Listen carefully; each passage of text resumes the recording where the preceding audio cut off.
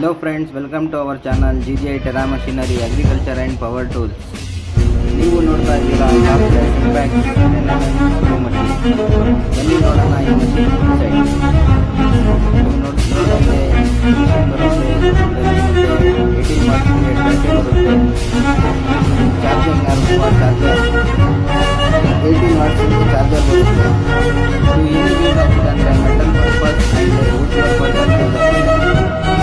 ಬಗ್ಗೆ basic knowledge ನೋಡ್ತಾ ಇದ್ದೀನಿ. ಫಾರ್ವರ್ಡ್ ಮೋಡ್ ಮತ್ತು ರಿವರ್ಸ್ ಮೋಡ್ ಬರುತ್ತೆ.